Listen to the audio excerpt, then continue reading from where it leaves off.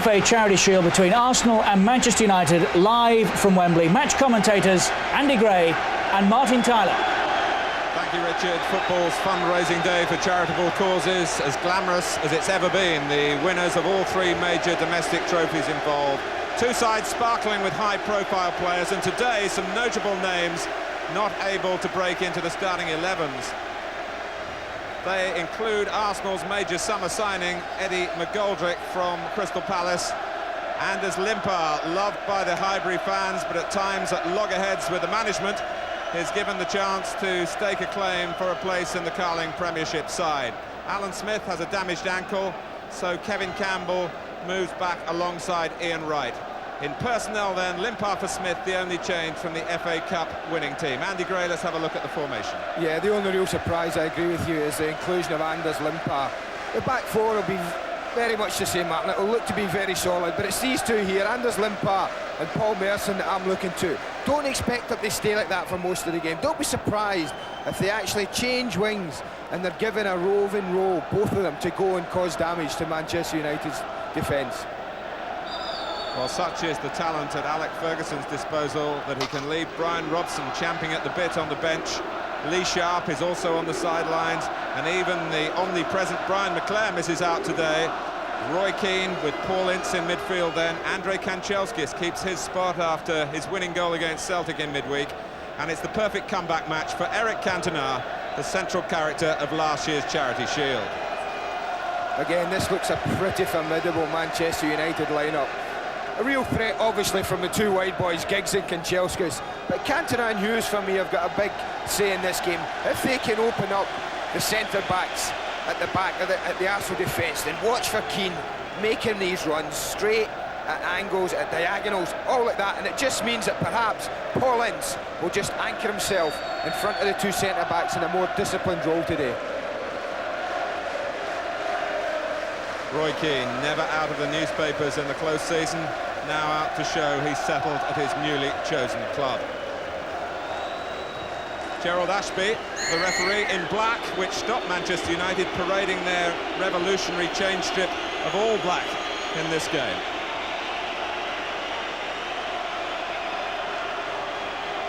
Modelling the red shirt then, Eric Cantona, who appeared on the catwalks of Paris fashion houses earlier in the summer.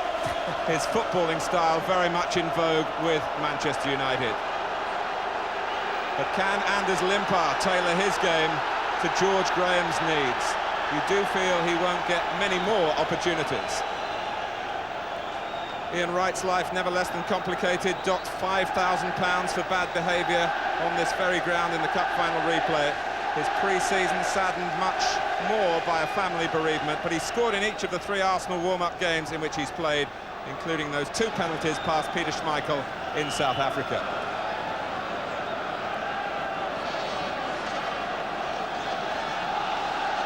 Arsenal do have a change to the design of their yellow kit. No longer the checkered flag formula that proved popular with their fans. And Arsenal, as you will notice, are wearing the squad numbers that they will use in the Premiership, as we must learn to call it, the Carling Premiership this season. But Manchester United have chosen to go just 1 to 11 in more orthodox fashion for this game. I can only assume the kit man hasn't got their strips ready yet, Martin. Well, they've got so many different kits, I'm not surprised. Gary Pallister, not disguised by a number 6.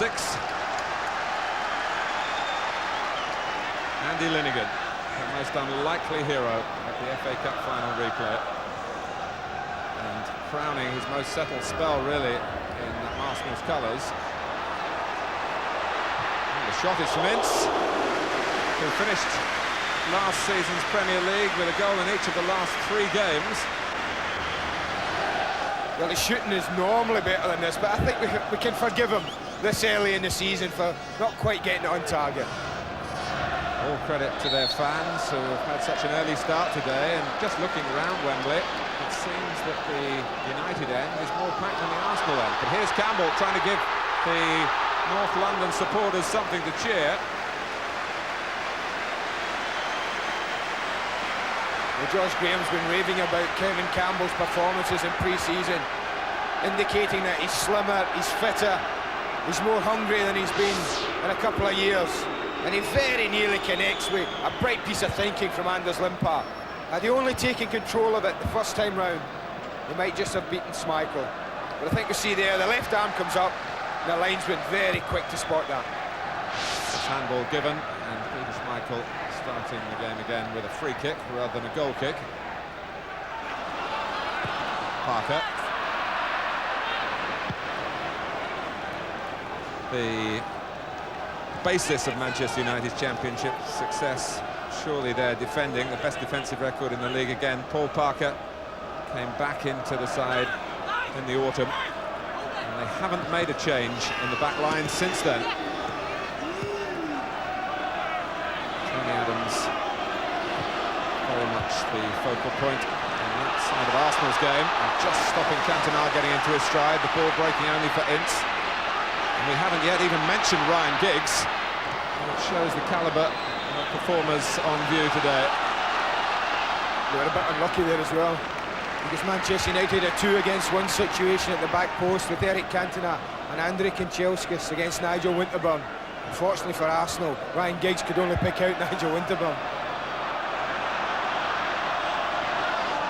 Just to remind you that Arsenal did beat today's opponents less than 2 weeks ago in Johannesburg. Steve Bruce gave away 2 penalties, Ian Wright scored 2 penalties. But Manchester United were short of their England players who didn't travel, and Cantona as well. And Pallister, who played so well for England in the month of June when he won 4 caps in 2.5 weeks, having won 5 in the previous 5 years. And he accelerated there to catch up an England colleague in Ian Wright, and just steer things away from the danger area for Manchester United. Campbell waiting for a longish throw from Lee Dixon. Pallister involved again. Giggs. And it is certainly worth watching this match with England internationals squad in mind, and Wales of course as well, with Ryan Giggs, and Wales better placed than England as we look towards the United States in a year's time.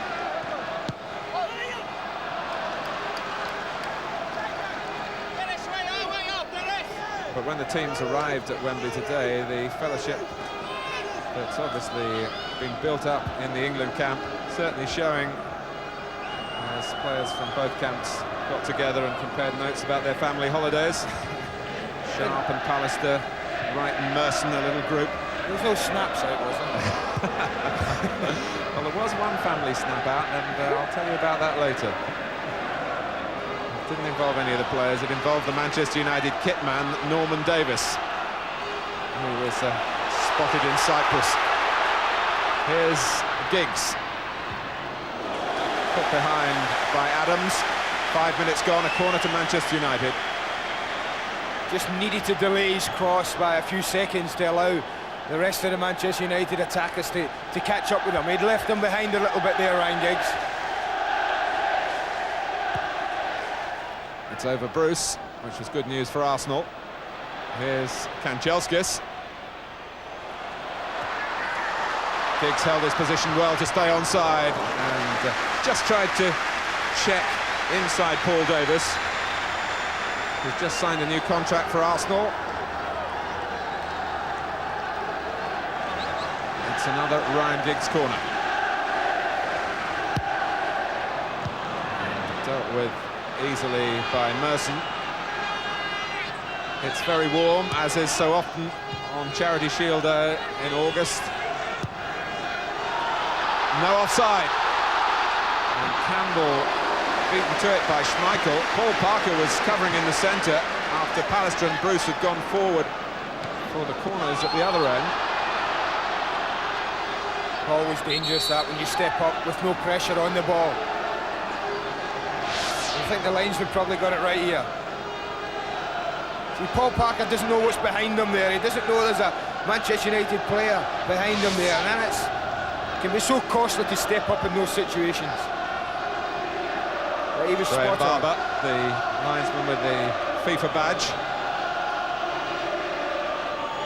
Well, Arsenal so good at set plays. Davis with the free kick. They're jumping for the header was Wright. 30 goals last season. Well, it's different for the coaches today with the... this was the view from the coach's side of the ground at the free kick from Davis. And Nick Collins has got some comments as to what's happening down on the benches. Nick. Well, Martin, it's quite interesting. We've been watching both benches to see if they'll take advantage of the new ruling about coaching, but I suppose it's a case of old habits die hard, because most of the time they've sat exactly where they are meant to be and shouted from there. They haven't actually got up on the touchline. Well, they might get up and celebrate here for Manchester United if Giggs can weave some magic. Dennis Irwin, wonderfully consistent last season, gets in the cross, missed by Linnigan, back by Cantona, and volleyed in by Mark Hughes. And there is celebration on the Manchester United bench.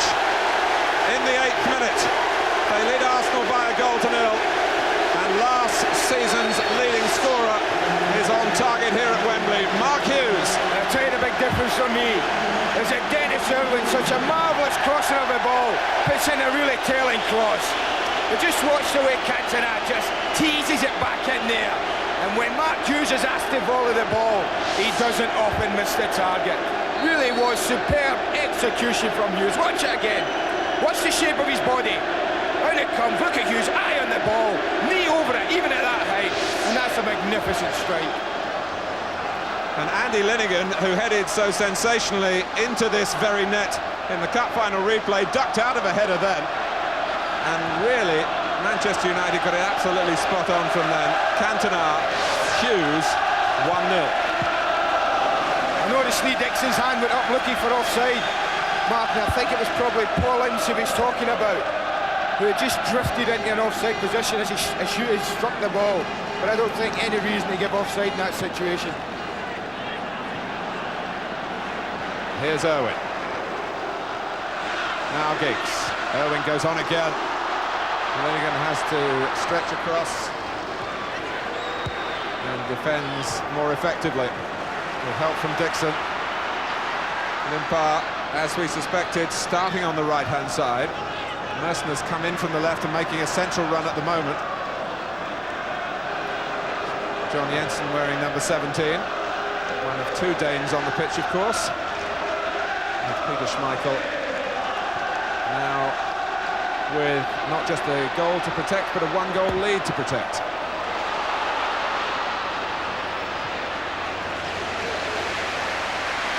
Parker. Cantona, very much back in business, got injured playing for France last month. Look at this for a pass, and it's Roy Keane. Just the sort of run that we expect from him. Now, can Manchester United round it off again? It's still with Keane. And it's Cantona, and it's David Seaman. That would have been delightful for Alex Ferguson to see, and for the Manchester United fans to appreciate. Not the shot from Cantona, but the run from Roy Keane. Well, I said before the game that this is what I was looking for, and this is what I would expect from Roy Keane. He's a little bit unfortunate. He's taken it too wide, but he knows that, so he's aware. Tony Adams gets back and blocks it brilliantly, but he's still aware, picks out Cantona. When you think Eric's going to bury it, David Seaman makes a fine save. Merson. Arsenal so used to playing at Wembley, their 5th visit since April. Here's Limpar trying to impart some swerve there in a Scandinavian showdown, the Swede against the Danish goalkeeper. But Arsenal now trying to come from behind. Let's have a closer look at this goal though, and just watch the way Hughes connects it. Watch his shape. Well, he gets his shape, and look at that. I mean, that is classic, it is textbook, it is superb. Cantona causing havoc again. Dixon. Dixon stays down.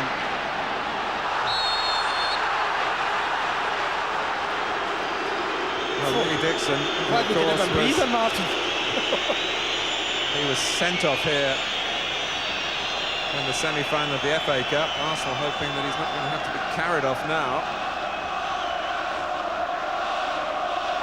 But we talk about this being not quite the real thing.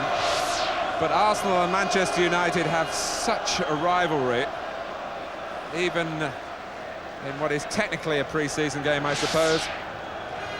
The silverware is awaiting at the top of the Wembley steps, and both camps determined to try and make sure that their captain goes up to get it. But Dixon still in distress.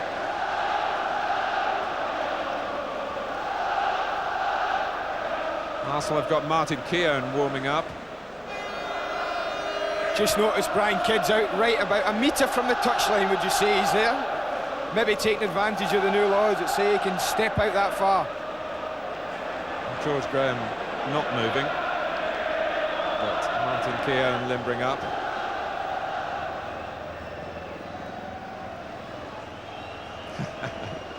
Well, on this set of Manchester United shirts, the names are not in evidence. You can tell which favourite that young man has. It's this young man, still only 19. It's his 100th appearance already for Manchester United today.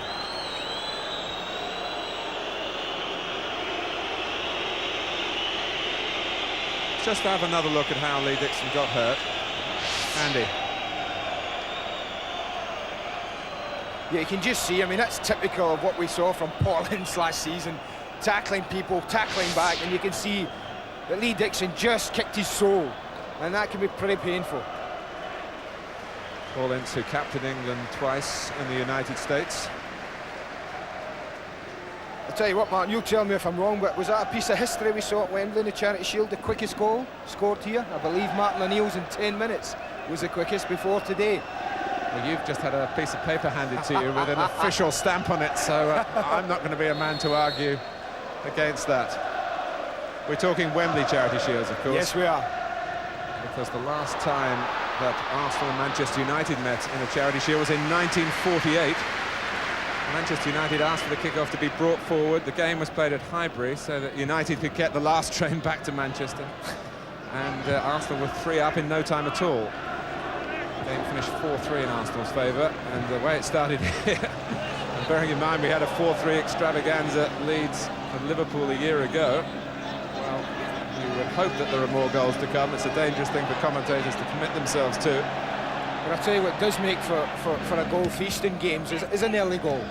I think we get two teams as strong defensively as these two, you'd expect goals to be few and far between, but when a team gets one in the first 10 minutes like that, it can just be the spur for both teams to go and attack.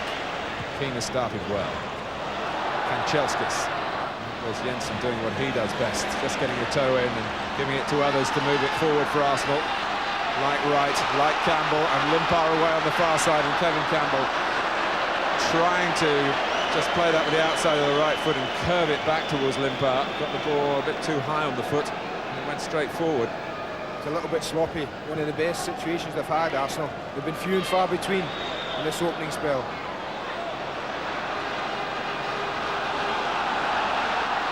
Merson, Winterburn on the gallop outside him. Oh, awkward for Schmeichel, and the fortune that he had was that it bounced away from Kevin Campbell.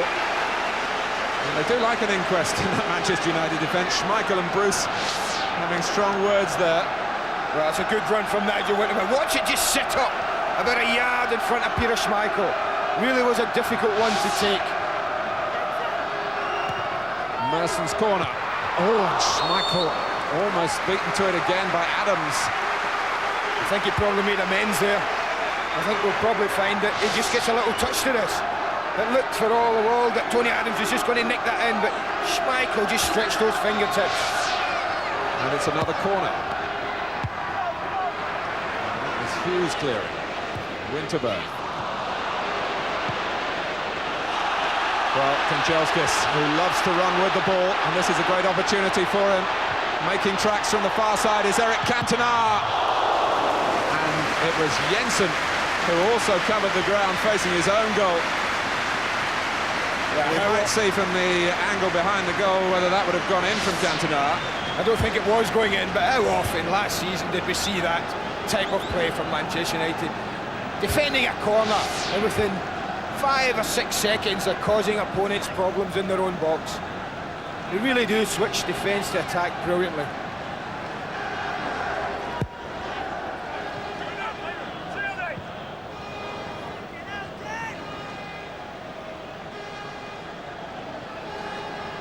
Well, with Roy Keane marauding forward from midfield, his natural game, of course, Paul Ince, who likes to push on himself, will have to hold a bit more. And Brian Robson I spoke to in the tunnel, and I can confirm to you there's no injury at all involved in his absence. He's just not been chosen, and he, as I said at the start, is bursting to be involved. And you can't blame him, because he must feel that this Manchester United setup really are going to still go on to greater and greater things, but Arsenal always going to be a major obstacle in the domestic tournaments. Especially at Wembley, Martin. The record, Arsenal's record at Wembley over the years has been absolutely fantastic. A team who come here and don't lose many.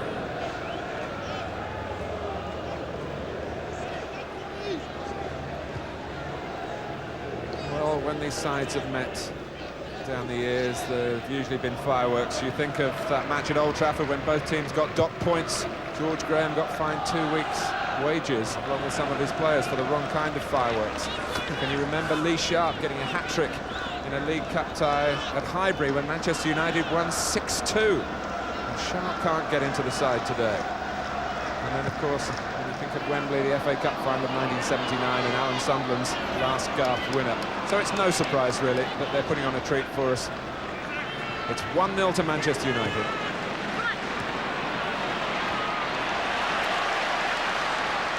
And it's Parker. Here's Ince. Keane furthest forward. Kanchelskis coming from a little deeper. Keane on again. Down he goes. Linnigan played the ball. Gerald Ashby didn't even bat an eyelid.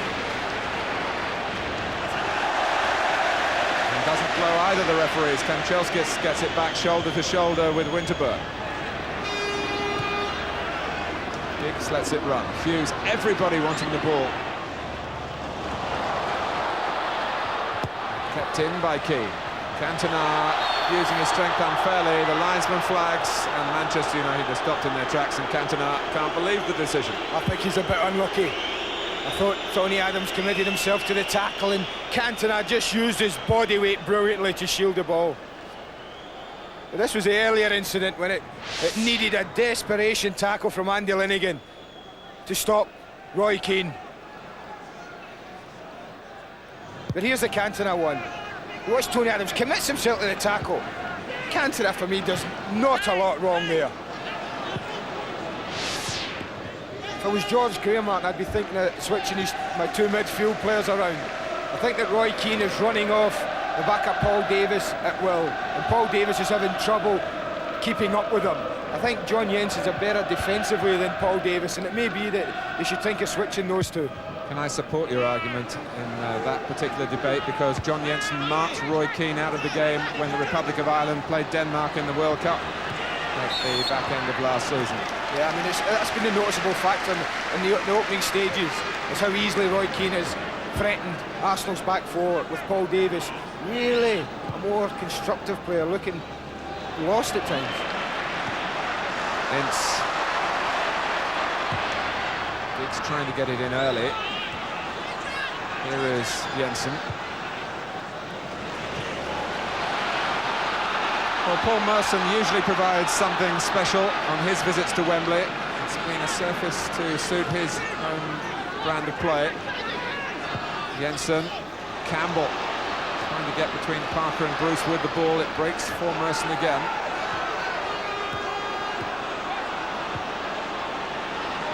Jensen. And now Dixon. And that's nicely done by Bruce.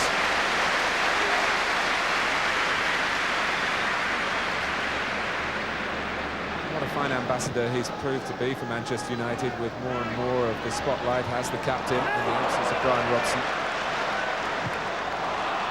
And And a fine player as well. We always have to keep pointing out he's the only non-full international in this galaxy of players who have represented their countries. When you talk to strikers around the country, and they'll tell you that Steve Bruce is one of the most difficult players to play against. It's quite amazing he's never been capped. Ian Wright is responsible for such a high proportion of Arsenal's goals, more than 40% last season, which would be a worry for George Graham.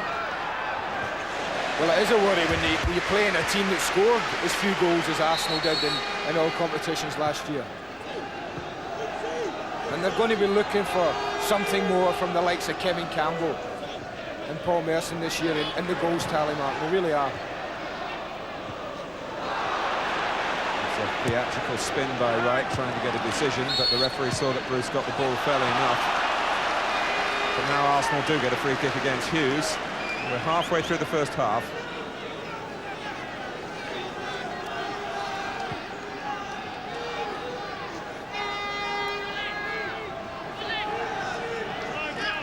Arsenal didn't score against Manchester United in the Premier League last season. It was 1-0 to United at Highbury, a Hughes goal, as it is today, and 0-0 at Old Trafford in the more nervy months at the end of the season.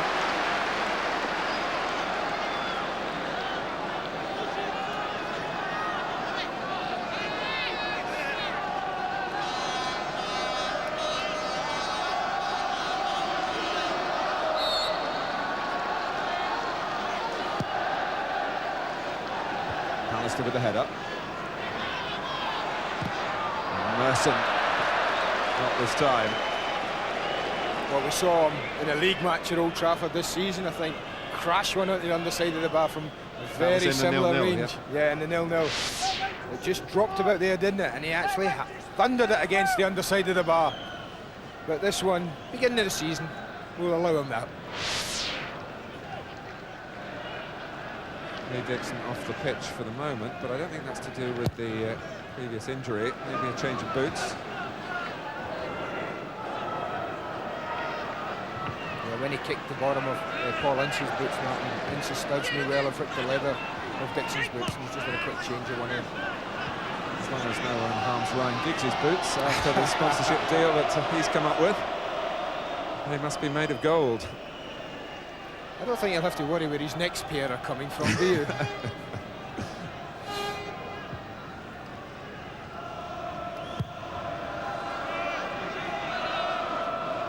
Certainly can't blame the manufacturers for wanting to link up with the most exciting young talent around.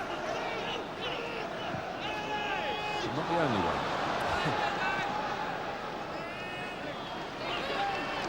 Dixon, Linnigan, and pressure from Ince. Here's Jensen.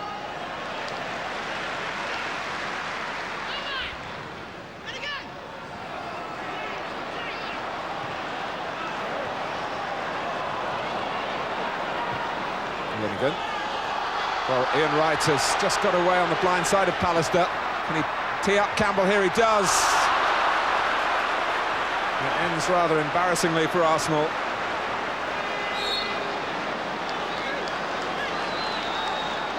It was a fine run by Wright to get into the position, and he certainly looked up at the key moment and spotted his striking partner.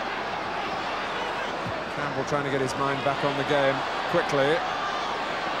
Limpar, Davis, Jensen. Here's Winterburn.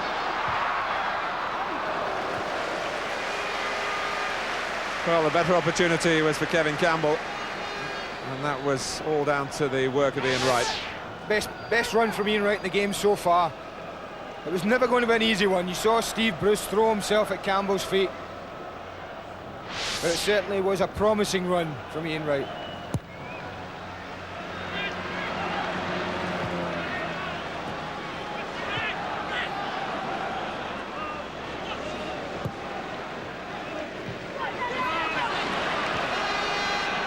Merson.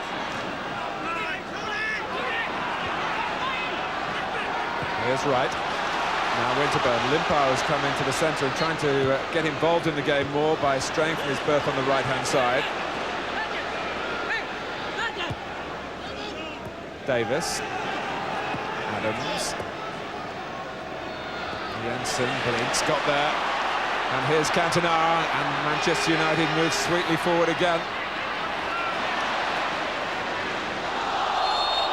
And the flag was up for offside. All the claims for handball.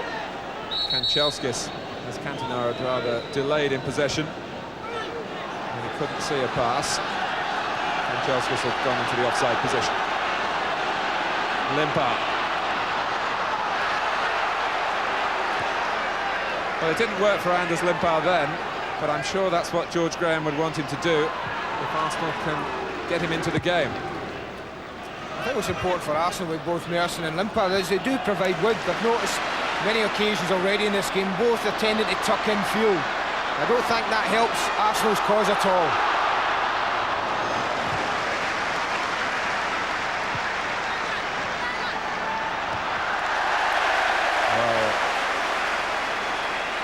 There was no dallying there by Giggs, letting the play develop, chasing back as if Premiership points were at stake. Knocked away by Seaman. Both goalkeepers, incidentally, have had surgery in the summer. Seaman for a hernia and Schmeichel a cartilage operation.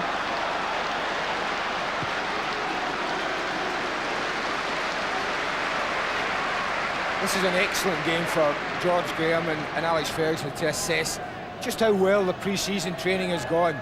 With a week to go, he'll be thinking, what do we tinker with? Do we need to sharpen them up a little bit more? The stamina work should be more or less over with, so they'll be looking today at how tired the players get and just what to do in the last week before the season kicks off, just to fine-tune them. And this is a great game to assess all that. And the warmth of Wembley.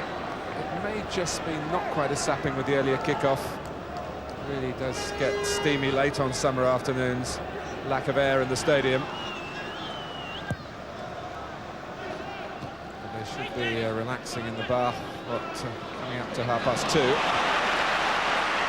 Hughes. Well, it was perhaps the more difficult of a couple of options that Hughes had. It was certainly the most penetrated ball had he been able to achieve it, but Ryan Giggs was on the left, Kanchelskis on the right.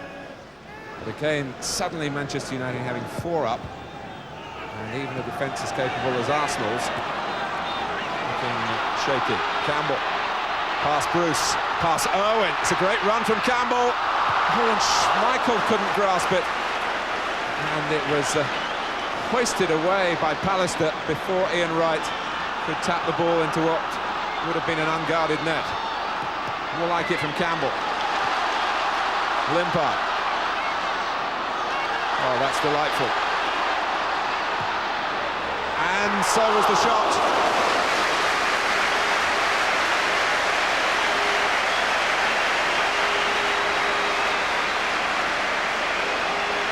Well, let's take Anders Limpar's chance first here. This is why George Graham's picked him. Beautiful footwork. And he's got the ability to look up and attempt a curler like that that's no more than a yard wide. But this is what I've been looking for from Kevin Campbell last season, that he didn't produce too often for Arsenal. That power, that direction. But here's the major difference. I think had that been at the other end, we'd have had Ince and Keane coming in to tap into an empty net. Arsenal don't have that threat from the middle of midfield, and we're restricted to having only Ian Wright in the box.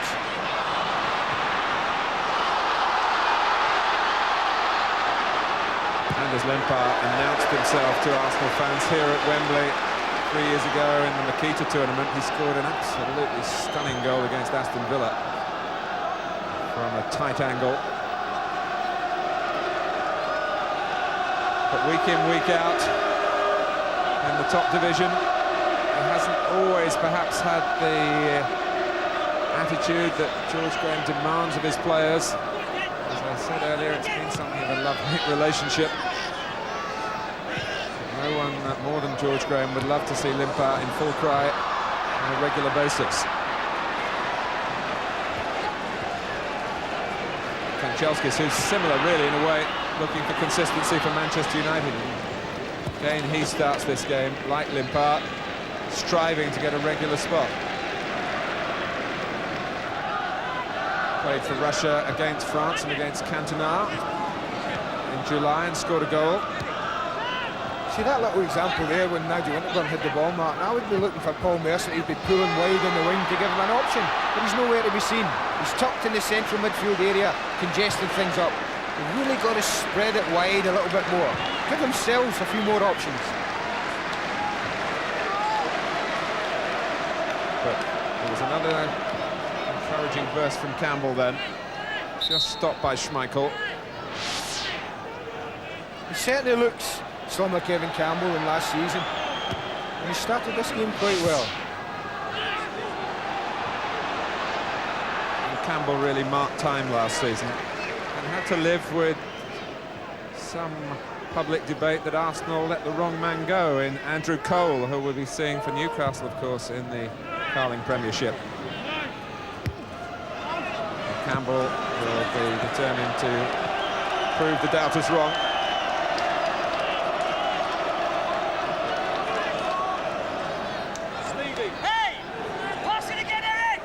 12 minutes left in the first half. Mark Hughes for Manchester United. They lead Arsenal by a goal to nil. Arsenal, who have never won the Charity Shield at Wembley. They haven't won it anywhere since 1953. It's surprising, given what else they've won down the years. Cantona won it a year ago. Literally won it with his 3 goals.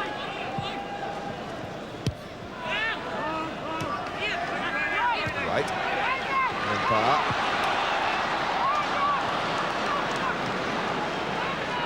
And with the pace of Wright and Campbell, it's obviously tempting for the midfield players to shuttle it into those areas quickly enough. It doesn't look quite so pretty when it doesn't come off. Yeah, I think that's a natural ball for them to be looking for, but when both strikers are making that same run, then it becomes easier for the likes of Bruce and Pallister to cope with it. If one of them is pulling short, looking for a ball, and the other one making the long run, they're doing it in tandem then it becomes more difficult for centre-backs to cope with it.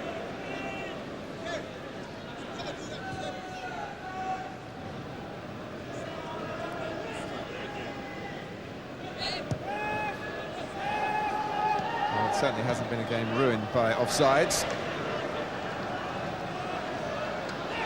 Alistair. Here's Adams.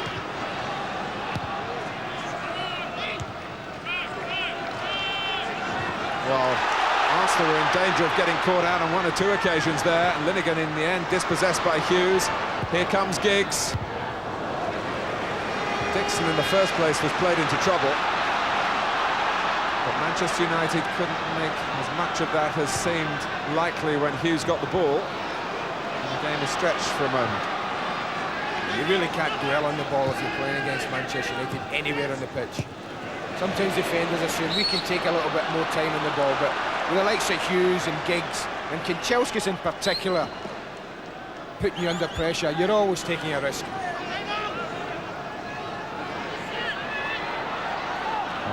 Giggs had made a little burst across the line, and he's absolutely livid the way the free kick was taken in the end.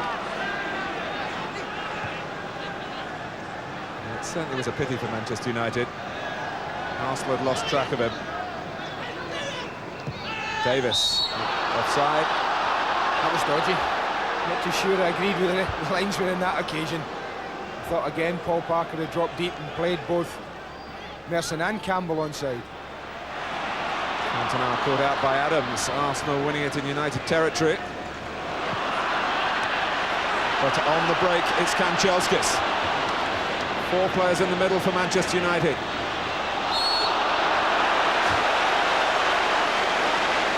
Well, it was like a fall into a holiday swimming pool at the end by Kanchelskis. But Gerald Ashby spotted the contact, and Ryan Giggs has spotted up the ball. Well, it wouldn't surprise me if he decides to take this on. David Seaman has only asked for 2 in the wall. Two are enough. Nigel Winterburn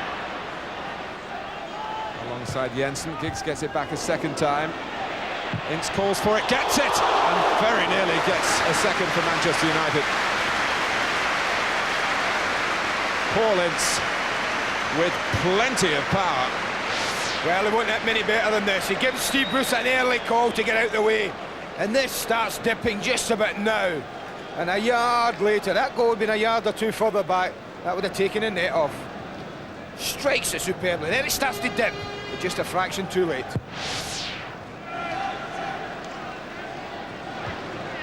Alistair head and shoulders above Campbell. Giggs trying to get the drop on Dixon.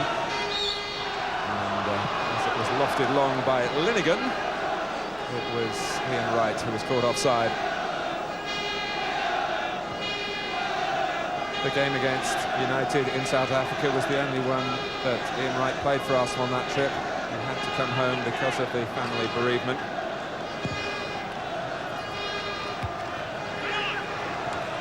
Hughes. Well, he was tripped by Adam Shawley. Pallister. Irwin. Arsenal had squeezed the play.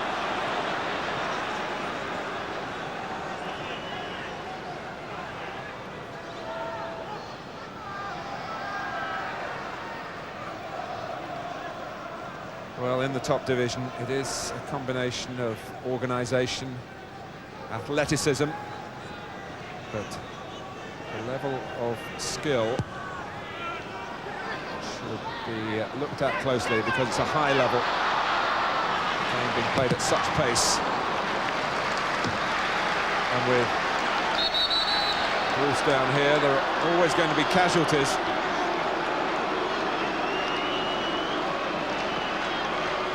Jim McGregor, who was telling me before the kickoff it's his 28th season in the game. Well, he's nearly been in the game as long as Gordon Strachan then, isn't he? Just gets caught late on there by Ian Wright. But that for me would be, if I was Alec Ferguson, my two centre-backs would be my main worry in respect to how good is his cover below that. I think we'll look at this squad and Fergie all over the park will think, I'm covered everywhere. I'm not so sure just how well covered it would be in that centre-back area if we were to lose one of those two. Well, of course, he's got Michael Phelan, who played alongside Steve Bruce against Arsenal in South Africa. He's got Paul Parker, who's done that job, but that would necessitate, obviously, another change. And what he has got also is that crop of very promising young players that got to the final of the FA Youth Cup. Gary Neville and Chris Casper were in England's under-18 party, but won the European Championship. The players you're naming there, it's not exactly what you would call a Steve Bruce or Gallic Parasar. Someone who could come in there and you'd think, yeah, he'd fill in quite easily there.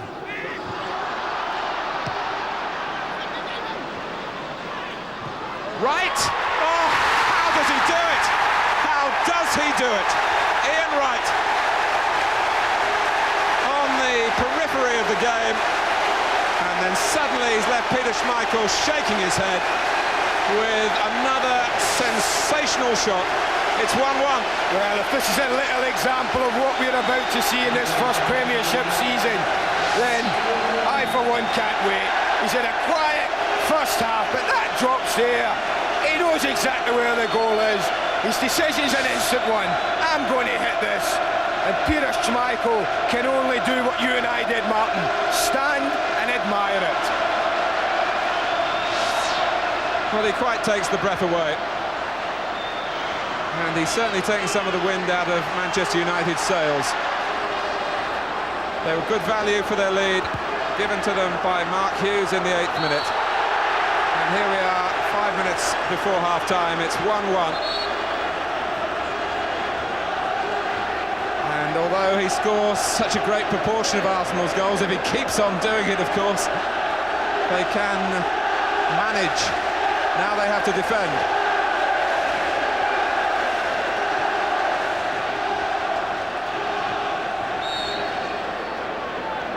Free kick from Giggs, not a good one. Dixon far enough away. Out comes Limpar. Arsenal getting the supporting players in position, but not where Limpar finally push the ball onto, looking for Merson. Just chose the wrong option. Anders Limpar. Now that's an interesting game ahead. We should never doubt the determination of this Arsenal side to dig in there. They never gave up a game in these cup runs last year.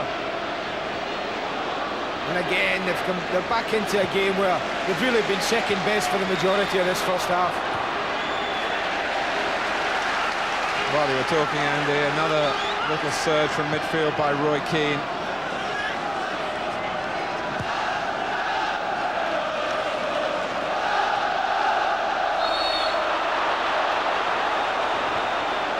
Kick is offside. Well, Ian Wright is playing his 80th game for Arsenal today, his 57th goal. It's a fantastic record, and so many of the goals have been spellbinding. Well, that was pure instinct, that goal. It dropped here. Ian Wright thought, I've got about a fraction of a second before Paul Parker's studs hit me to get a shot in here. The accuracy was, well, it was there to be admired. It's as simple as that.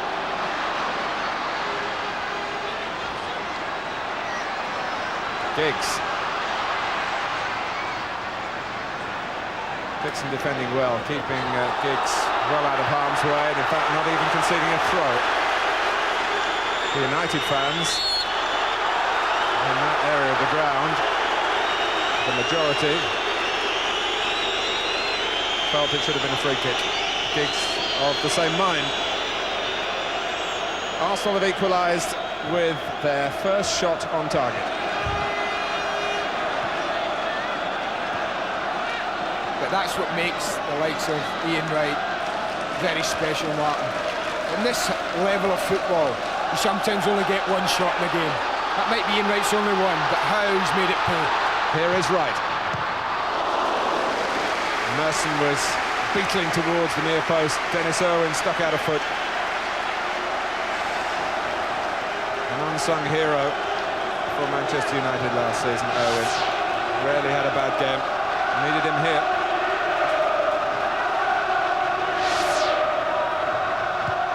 Comes Adams. Limpar. Linegan going in, beaten by Pallister.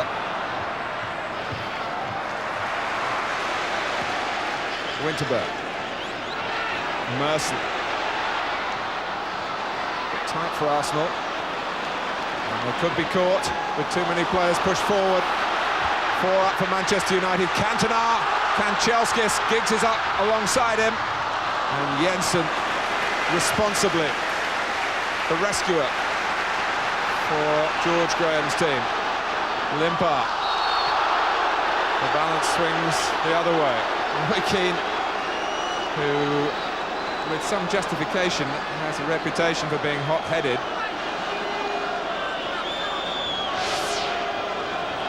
Oh, he gets stuck in, Roy Keane. You can't doubt the boy's determination, but you can see he did nothing wrong there.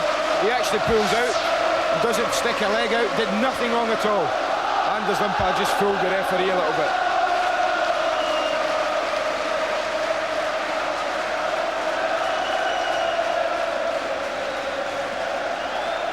We don't need to put captions up on the screen now for you, do we, with the names on the shirts? Oh, it certainly makes our job easier, though. As long as they put the right shirt on. Well, you can't see the name there, and I can tell you that is Ian Selly, who has passed his 19th birthday in the summer. Got a winner's medal in the Coca-Cola Cup and the FA Cup without kicking a ball as a non-playing substitute. But again, an example a minute ago, if you lose the ball, Manchester United get men forward so quickly, and they're a real threat that's unbelievable. You've got to protect that ball when you're attacking them.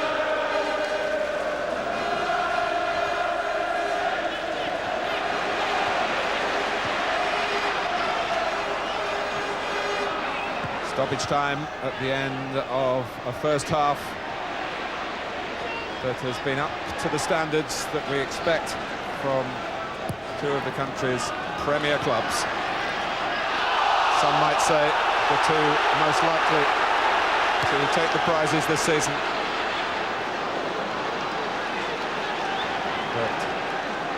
no great clues who's going to get the prize today. No extra time if it stays level after 90 minutes, but there will be a penalty shootout. So there has to be a definitive winner. There was a time, even quite recently, when it was shared. Arsenal shared it 2 years ago with Spurs after a rather stale, goalless game here.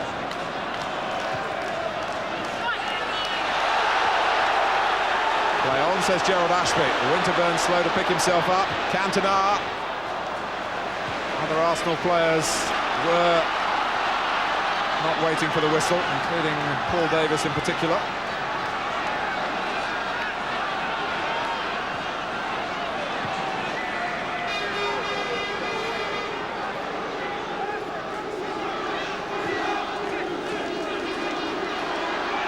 Here's Wright, Campbell.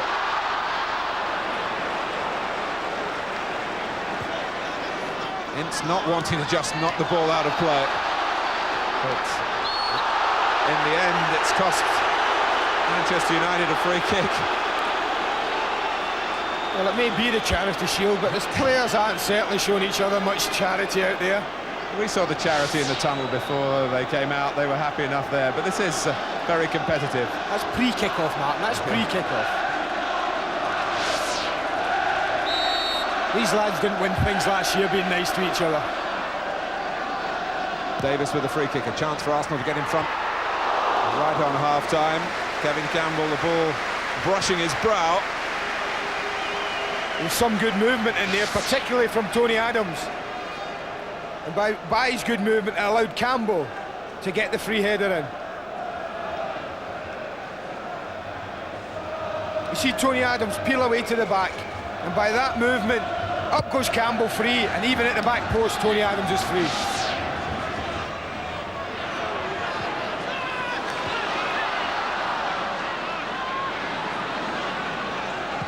Merson. We've had 4 minutes now of time added on.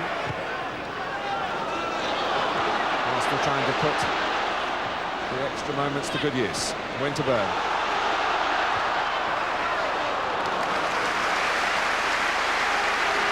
Here's Keane.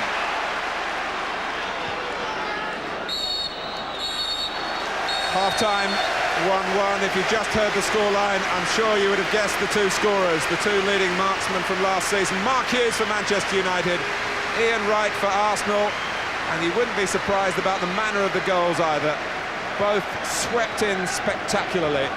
Arsenal have had to do more of the defending, but we know all about their commitment. They've shown it again here, and it's all set up for a splendid second half. Let's go back and rejoin Andy Gray and Martin Tyler. Thank you, Richard.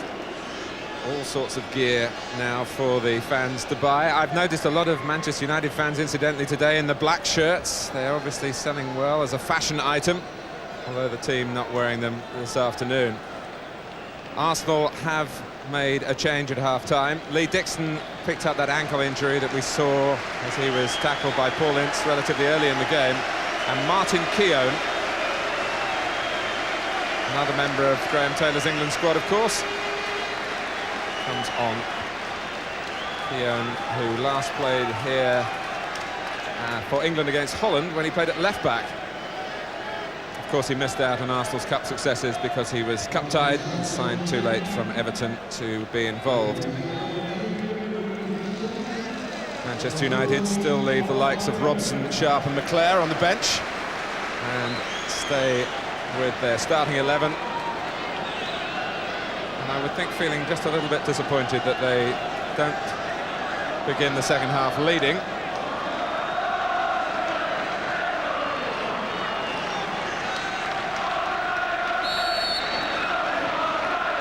Manchester United, who finished last season's championship with 7 straight wins, and for all the efforts by Aston Villa, in the end they won it by a long way, 10 points.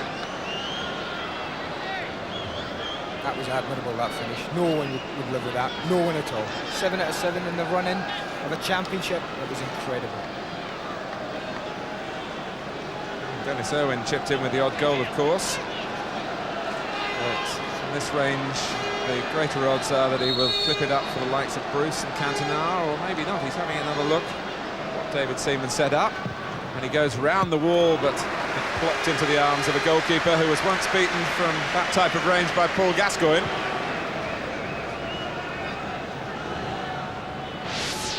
Yeah, I think Paul Gascoigne hit it with a little bit more venom than this one. You see what Dennis is trying to do. He's trying to bend it into David Seaman's left-hand side of his goal there, but didn't quite get it right. Limpar. Arsenal flooding players into the centre. The ball came way behind the majority of them. And suddenly they've got to chase back now and try and catch Kanchelskis, which they have done through the very willing Ian Wright.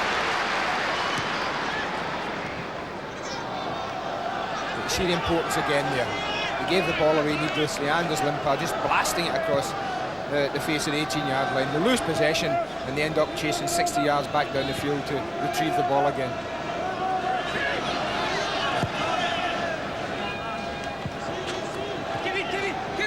Campbell.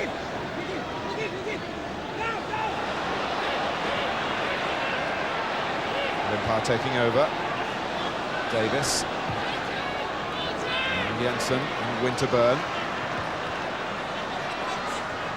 Jensen giving Winterburn an alternative on the outside, but Steve Bruce cuts it out.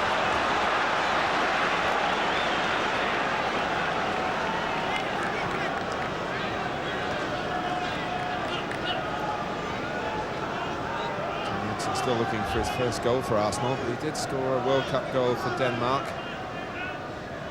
in June against Albania.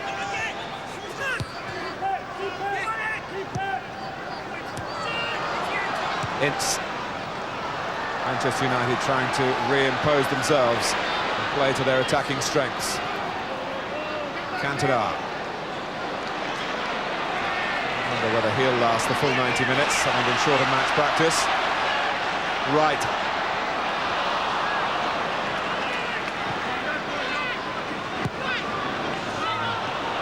A stray one by Cantona. Slightly untidy start to the second half. I'm sure the players will soon sort that out. Merson. Wright and Ince, and suddenly it broke Campbell's way.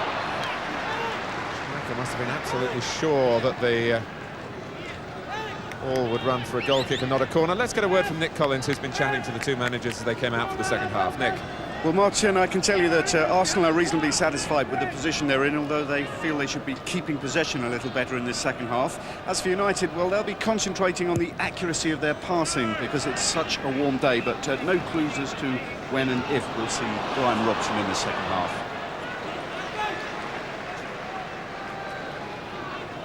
Well, Brian McClair, it's odd looking at Roy Keane in the number 9 shirt, and him McClair keeps coming to your lips. He's won it for so long, hardly ever misses a game. Here is Keane.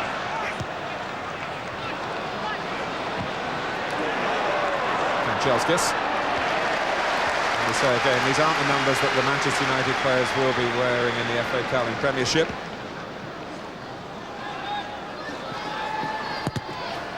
Keane forcing the throw.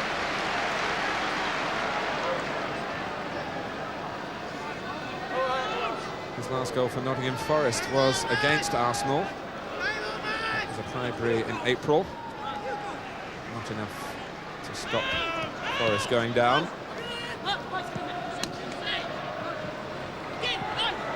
Winterburn, whose own match fitness is in question. Alex Ferguson made public the need for Keane just to do extra work. The transfer negotiations getting in the way of the early part of his pre-season training. I think you're right, but he can be well pleased with Roy Keane's physical contribution today already. He's worked very, very hard. Not only going forward, but in an area going back the way where you normally it's not noticed, but he's been chasing back and helping his defenders whenever he can.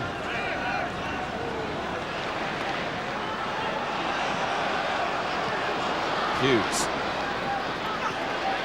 First on his feet again.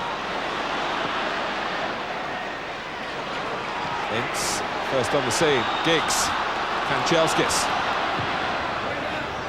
Good movement by Cantona to try and pull away from defenders there, but the ball came in very short of where he wanted it. Owen. Easily past Limpar. It's an awkward ball for Ince to try and cross, but he was, as you could see, very, very determined to make something of it, and he's got the reward of a corner. And he's understandably pleased with the attempt then. He's pleased. He was just forced a little bit wide. Dennis Irwin has to play the ball a little bit too wide where Paul Ince wanted it, but he's still committed enough to get there and earn the corner. In goes Bruce. It's over. The best part of his job. Giggs' corner. Intercepted by Jensen. Merson. Finding some extra energy. And finding the pass to Limpar. To take on two. He's got a free kick for his ambition, although Owen feels he's been hard done by.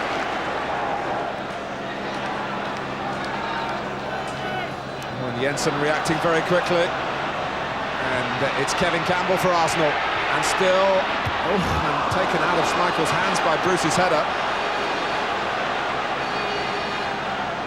And Linnigan got a toe in. Merson. Ince couldn't intercept that time. Merson going round the outside, but still going. Oh, well, you see where that ended up by Bruce's clearance, and it could easily have flown into his own net after terrific play by Merson. The most positive piece of play from Paul Merson, but good defending, not just that time, but the header before when he headed it clear. Steve Bruce took the initiative and cleared these lines. Michael spotting the attempt by Limpar to find Campbell by the near post. This would normally be quite comfortable for Peter Schmeichel. Takes it at the second attempt, but no real problem.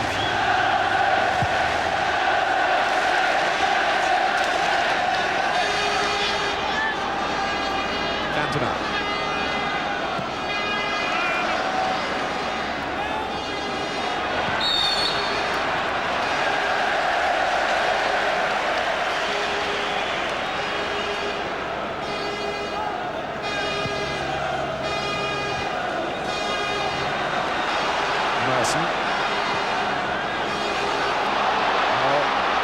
Is the defender under pressure from Campbell. Campbell betted him, but not Schmeichel. Arsenal got the ball forward to the liking of Campbell then.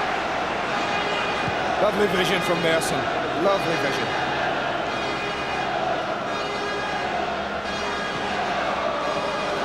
Jensen again working back well. Ince too much on the left of him. And he goes it alone.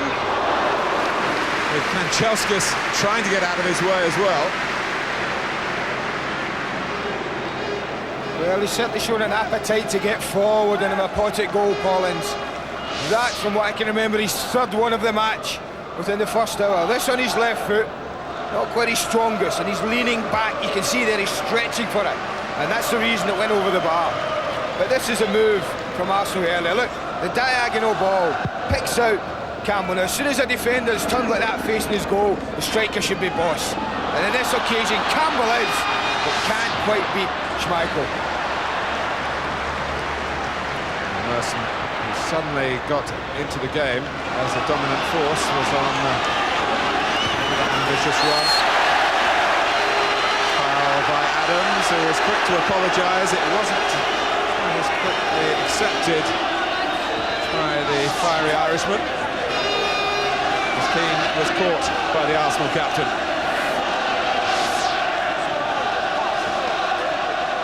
No surprise that Roy Keane wasn't too impressed with that tackle. Interesting is when we talk about stamina and pre-season training, it's been tough up to now for the players, Martin. I don't think people quite realise how the physical demands of the first 4 weeks or whatever of pre-season. And one or two of these players today will get tired. It'll be interesting then to see, A, which players get tired, and B, can the team with the strongest physical side at the moment take advantage of it? Arsenal played 3 games in South Africa, the first of which was against Manchester United, and they won all 3. Right. Jensen going in. Davis looking for the droppings on the edge of the area. Limpar. That was an attempt of quality there. The chip aimed for Campbell, but Bruce spotted it. But a much better cross from Anders Limpar. It was just teased in there. Watch this. He doesn't look. He knows where the danger area is, and he's just teasing it in there, encouraging strikers to go after it. Just on the subject of fitness, Andy, that you were mentioning, Arsenal played at Charlton in midweek and were beaten, and without making excuses, they really felt they were exhausted by their travelling, to say nothing of the actual physical work they put in the training they'd done as well.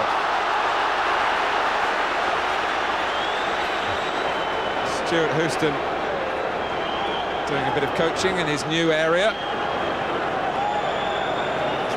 That's it, now he should be going to sit back down. That's right. Allowed to be within a metre of the touchline, but it's also how he conducts himself in that area as well that the fourth official is going to scrutinise.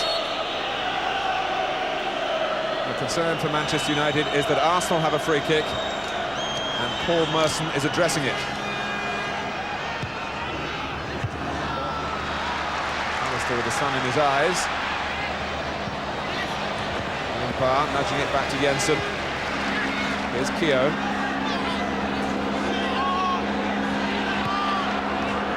Wright. And both Wright and Campbell hoping that Bruce was wrong-footed then, but the captain just managed to extricate himself. Well, whereas I thought Manchester United started the game better, there's no doubt in my mind that Arsenal have started the second half better. Oh, and it came off Adams. It was construed as a back pass. Cantona was lurking. Seaman's nerve held. Certainly couldn't knock it away first time. It was an awkward height. Fortunately, he's on a wonderful lush surface today. There wasn't much chance of a bobble or two, I don't think. Of course, it was last year in the Charity Shield. We were watching the first effects of the change in the back pass legislation. And if I remember rightly, Andy, we were disagreeing about it. You remember correctly. And we probably still do. Here's Limpar.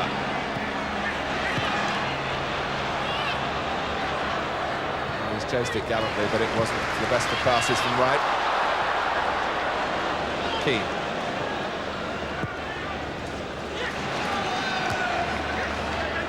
It's always so aggressively energetic to get to the ball in midfield. Kanchelskis, we haven't seen a great deal of him.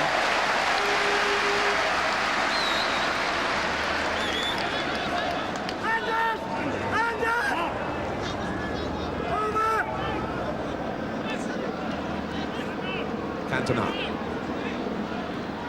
For Hughes, no offside. Keogh, well, it's given. And Manchester United players turn and look at the linesman as Martin Keown was appealing from a position where he seemed to be playing Hughes on. Well, there's no doubt in my mind that Mark Hughes is onside. Whether it's Ryan Giggs at the right of the screen there is the one who's given offside, but certainly Mark Hughes wasn't. I don't think Keown had seen Giggs, but the linesman had, and we're hearing news from the bench that Limpar is going to be asked to switch from the right to the left.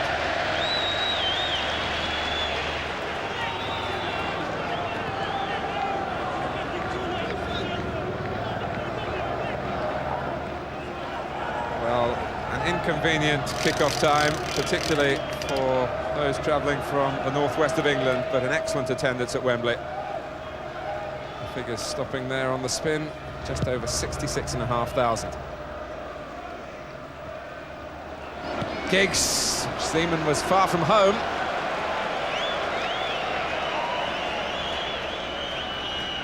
We're 15 minutes into the second half. We are as we were at half-time. Arsenal 1, Manchester United 1.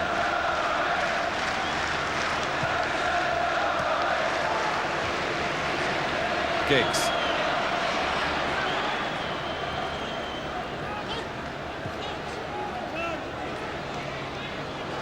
It's losing Janssen. Keane. Giggs. Well, it was just delivered into a dangerous area with pace, hoping that something would happen for Manchester United. And that's an area lots of people have said it's Ryan Giggs' weakest as well, as when he gets it wide. The quality of his crosses into the box, well, it's not quite what it should be. That's a magnificent strike into the danger area. But there have been numerous occasions today already where Ryan Giggs has been, I think, in good positions and has failed to produce a cross of sufficient quality. But as you say, 10 years, is it so much time to perfect that? It may be one reason, Andy, why at Old Trafford, if you really press them, that they do feel that his long-term future is as a central striker. That wouldn't surprise me at all, Martin. I mean, you can protect a young kid of 19 when you play him wide. You know, those are areas of the pitch where you can protect him. You stick him up front at 19, he's up there on his own. It's kick and be kicked and learn or die. And perhaps they're just saying, well, let's protect Ryan Giggs for a couple of years till he matures and physically matures a little bit as well, and then stick him up there. Kick and be kicked. That was certainly your philosophy, wasn't it? Only after I was kicked, of course. Even that's not in the laws of the game. But each passing year, of course, there are a few of us left who remember you as a player, Andy. I don't even remember myself as a player, Mark.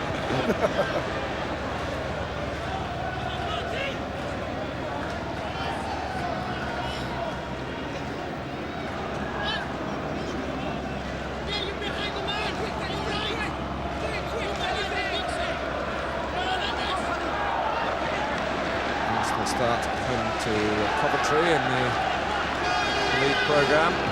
Manchester United, you will see live on Sky Sports Super Sunday, a week tomorrow, from Carrow Road, Norwich.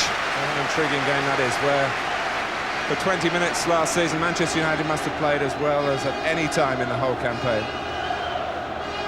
against championship rivals.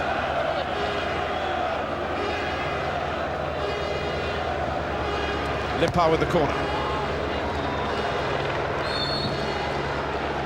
Finnegan a little higher than he was supposed to, with the aid of an opponent.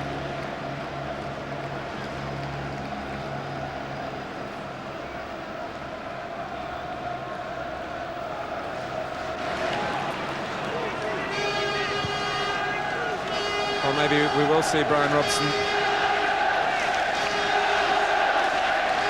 His squad number for the season is number 12, not number 7, which may tell you something about Alex Ferguson's longer-term thinking.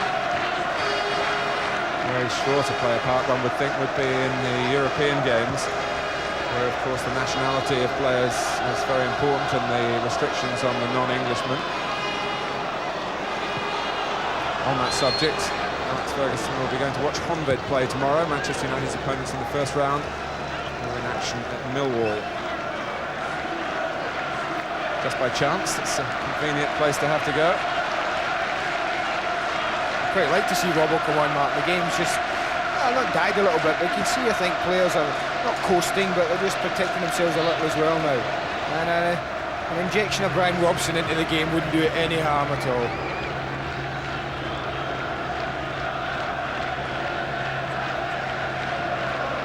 I think he'd agree with you.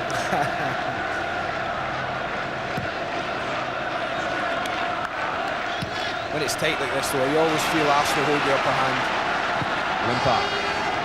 Whereas in a free-flowing game of end-to-end stuff, you really would fancy Manchester United.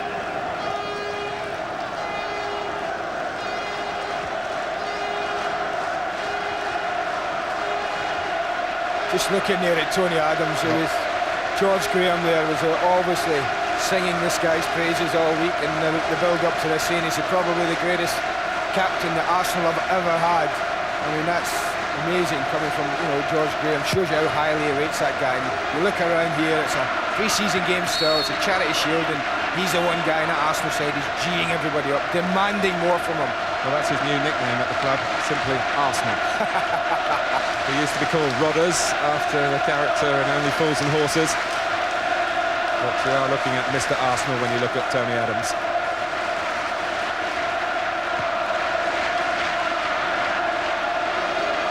Keane.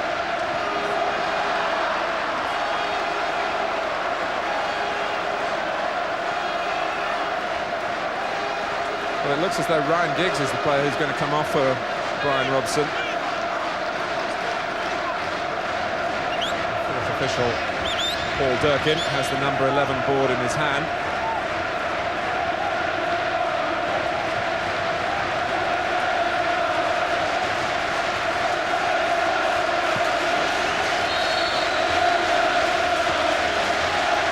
That gives Manchester United the chance to make the change. If the referee sees his colleague, which he hasn't done yet.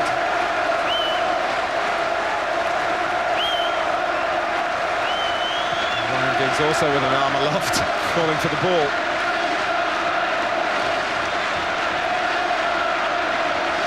Jensen is the player hurt. Kanchelskis. Ince. Keown had to just funnel into the centre. Manchester United had two over on the left. And they're grateful for the pace of Pallister. Schmeichel perhaps preferring a little less pace on the back pass.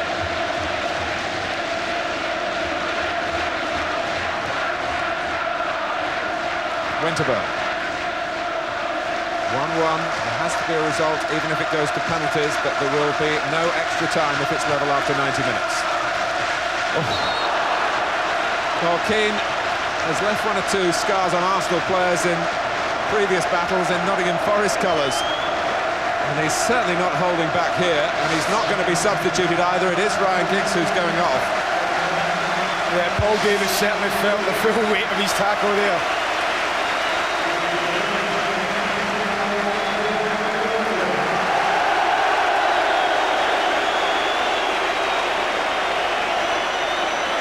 The game has just passed the three-quarter mark. Brian Robson, who will be 37 in January.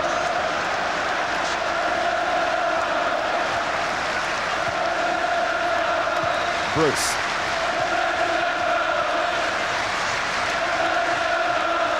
Here's Jensen, who is down but for only a moment. Hughes. And Arsenal really tigerish at the moment, but suddenly, when there seemed to be no space at all, Ince found some. Kanchelskis has switched to the left with the departure of Giggs.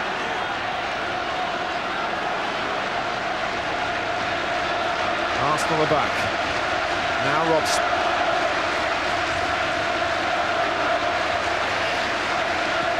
Limpar. Well, at this, if you were betting at this moment in time, you would certainly have to be favouring Arsenal. They do seem to have their tails up. They have Winterburn's cross. Alistair's header away for United. Here's Parker. Cantona.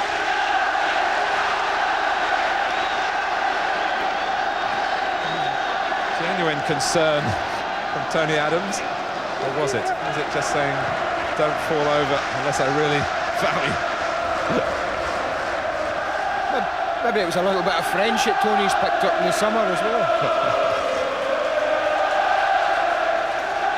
Well, you are supposed to know everything in this job, but I can't tell you where he went for his holidays, Andy, I'm sorry. And that does surprise me, man.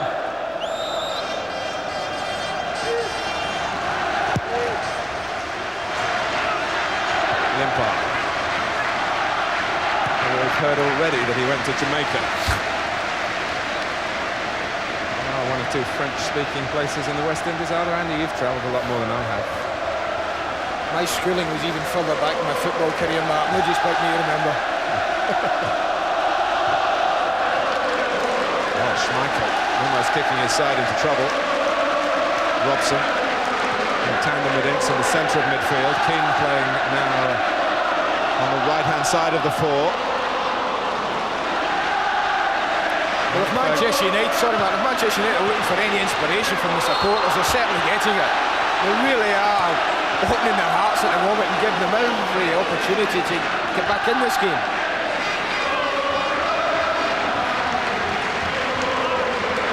Davis only played 11 times in Arsenal's first team last season, but he picked his games. And he got winners' medals in 2 competitions. Cantona, Ince, Hughes, and now Kanchelskis. He's in behind Keown. Oh, well held by David Seaman, who's had very little to do in the second half. Good take this from the big goalkeeper. As you say, he's almost been a spectator the second half. But Andrei Kanchelskis gets in behind Martin Keown. Chooses a difficult foot there, the outside of the right foot. And it would have been far easier for him just to curl his left foot round this. You can see there, it's the outside of the right foot. Tries to tease it in there. And that's a good take from David Seaman. Merson, Limpar. You can see the belief that Arsenal have at the moment. Wright, and Limpar wanted it to feet. There wasn't any angle in there behind Irwin.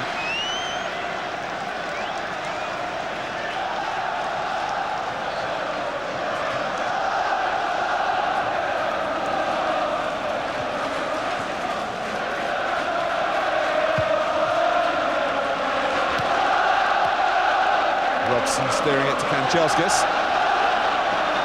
He's going to cross it this time with his left foot. No. Oh, when the cross came, it was worth waiting for, and Cantona tried to find extra room for the extra touch, and Nigel Winterburn really slammed the door in his face with a terrific tackle. Here's Cantona again, hoping to tee up a teammate, or 1 or 2 available, Robson and Ince. Now Parker.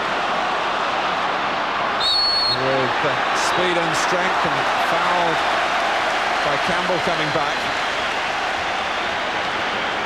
Yeah, you're right, man. This is a wonderful... Look at the way that Cantona just pulls on the back of Tony Adams. He thinks he's got time to pull it down.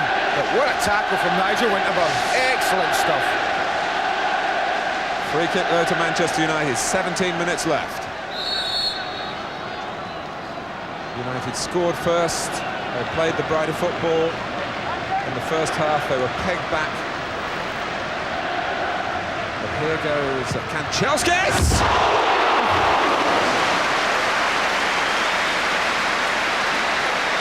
Well, that couldn't have been far away. David Seaman knows it. I think he took David Seaman completely by surprise. I think that's what this smile was for. That David Seaman's happy to see this goal. He seems to react a little bit late, David. And he strikes it quite beautifully. Sweet as anything. Look at that. Power was there. Just a fraction out in the accuracy. Next act in the drama is the departure of Anders Limpar and the arrival of Eddie McGoldrick. McGoldrick, who with Crystal Palace was invariably a loser against Arsenal, and has obviously adopted the philosophy, if you can't beat them, join them. It was certainly Palace's bogey side, and of course the side that sent them down. Offside. Let's get a word from Nick Collins again from the far side. Nick. Well, Martin, just to tell you, that was a tactical substitution, but George Graham actually applauded the Swede as he came off. And I want to just make a couple of quick observations about the new coaching laws, but I'll come back to you in a little while.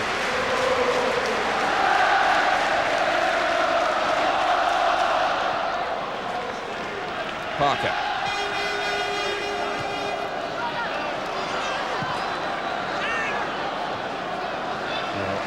Adams couldn't quite find the sort of pass to Campbell that Merson did earlier in the half, which made life so difficult for Pallister. I think the only thing Arsenal haven't done in the second half so far is get a goal. I think we often talk about when you're dominating games how important it is to actually score. Certainly when you're playing against teams like Manchester United and Arsenal's of this world. Because it would be foolish for us to think that there won't be a period in the second half when Manchester United won't threaten. Davis. Wright against Bruce. Well, made the goalkeeper make a save it. Perhaps the most convincing one. You wouldn't have thought Schmeichel would drop the ball like that. Cantona. And Chelskis to his left. And coming in on the right, it's Roy Keane. Well saved by Seaman. Chelskis. And blocked without flinching by Adams. Well, Roy Keane must have fancied his first goal for Manchester United then.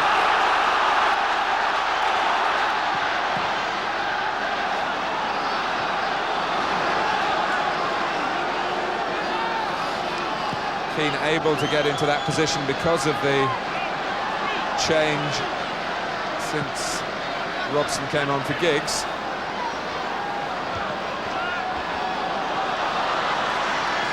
And Arsenal would have felt very aggrieved to having been the better side in the second half and very pleased with the work of their goalkeeper here.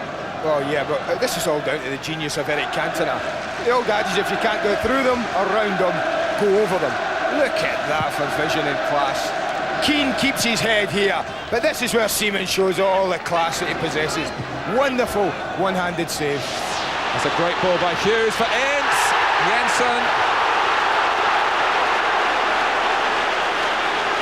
It's no penalty. But if Jensen played the ball, David Seaman has just picked it up. Let's see here. Well, we look at it as we go in. That's a penalty, and I'll tell you why he didn't give it. Gerald Ashby had an awful view of it. He's directly behind us.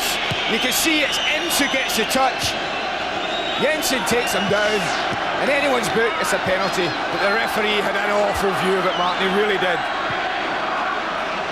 Well, either a penalty, and if not, a back pass, and Seaman just scooped the ball up. Oh. And then suddenly, Ian Wright reminds us again that if you look away at a slow-motion replay of a previous incident, when the ball's in play, you're playing a dangerous game, because in a flash, it could have been 2-1 Arsenal. Incredible. No backlift, just instinctive. He knows where the goals are. What young kid should admire about him. He's probably had 2 shots at goal today. He's hit the target twice. McGoldrick with the corner. Linnigan. And it was Wright again who was moving in for the kill. And Schmeichel, who somehow poured it away. Great attacking of the ball by Linnigan. Look at the way he attacks it. And the only reason that Ian Wright doesn't score there is it really landed at an awkward height. That's a great take by Schmeichel. Full of authority.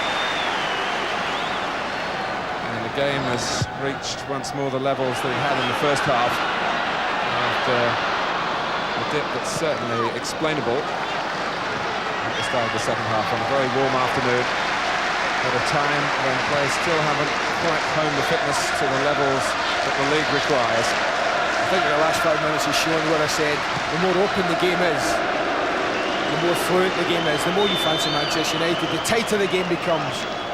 Then Arsenal, to me, look better equipped for that type of game.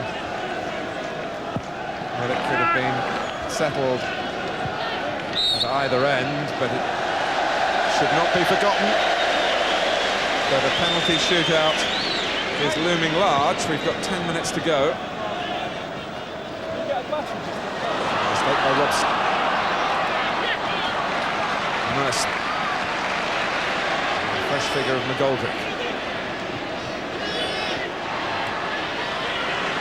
It's anticipated well by Bruce. The back pass didn't take quite account of where McGoldrick had continued his run to.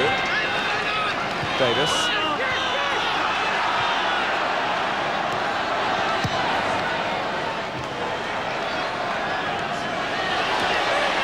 McGoldrick. Also, of course, now of the Republic of Ireland.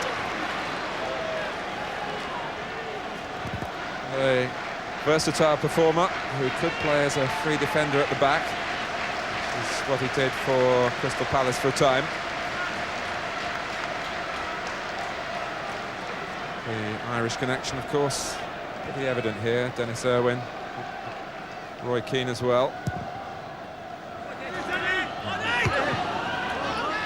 They're looking forward to a place in the United States next summer.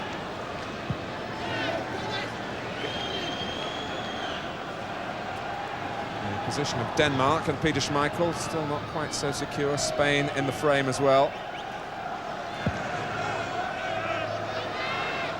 Hughes. Here's Keane. And Parker gamble and getting forward. Merson trying to use the space that Parker had vacated. No flag from the linesman, despite the Manchester United appeals. Merson kept it in. Winterberg. Davis. Jensen. A bit of goalkeepers.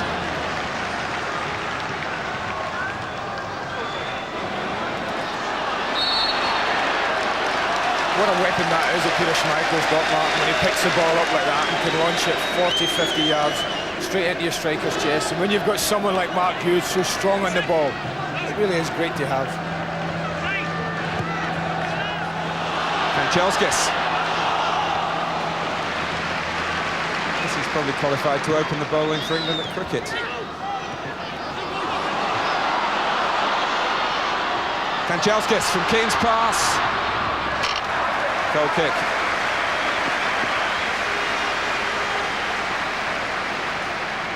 Well, he's let down by his poor first touch there, Andrei Kanchelskis. Makes a lovely run, the ball's perfect, but look at his first touch. He's never in control of the situation after that.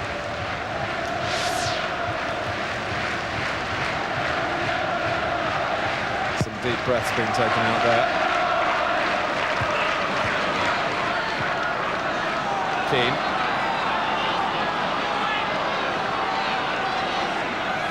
I'm still satisfied with the numbers they've got back at the moment. I'm waiting for the mistake, really. But United still have it with Parker. And Cantona is offside. Well, there were doubts about Eric Cantona with this knee injury. But I must say, he has been in the game right from the start. It's a reminder, if one was necessary, just what a catalyst he was for Manchester United in the Championship. He actually first got himself involved with the squad watching Manchester United play at Highbury in November. Sat in the stand, camera more often on him at times than on the game. No one knew quite what would happen.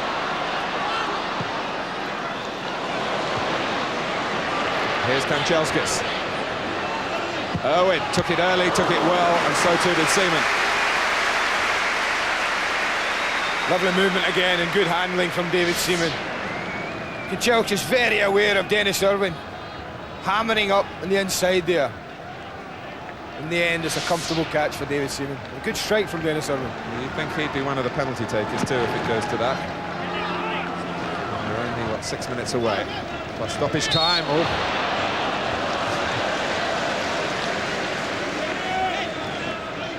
So the whistle has gone for the first foul, which was by Campbell on Pallister. I mean, the bounce fools Gary Pallister a little bit there, but I think you can see that Kevin Campbell, the linesman, sees it as well. Kevin Campbell just tugged him with his left hand. I just wonder, Pallister and Adams, there's a conundrum for Graham Taylor.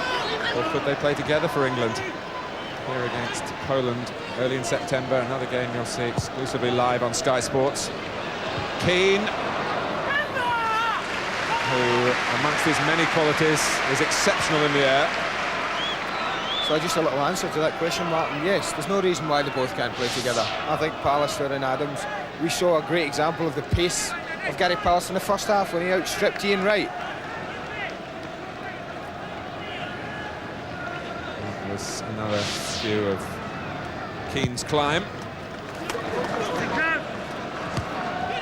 Pallister doing likewise defensively. Parker. Wilson just trying to make it awkward for Schmeichel. Mistake by Keane. Wright. Davis. Oh, and Merson stubbing his toe.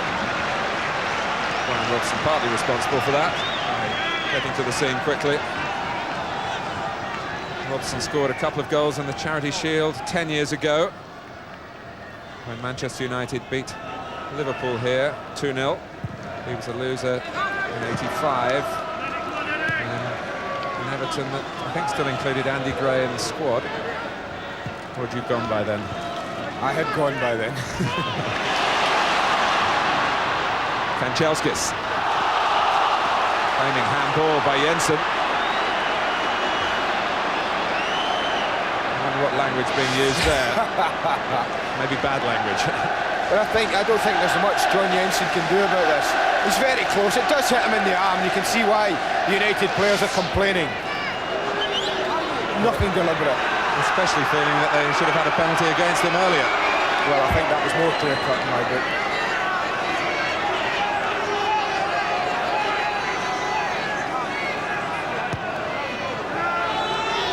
Kanchelskis.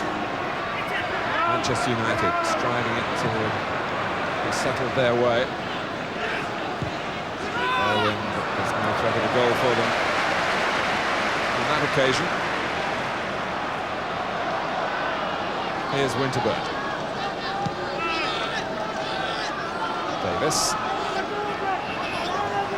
Good movement by Wright. Davis keeping it short and safe.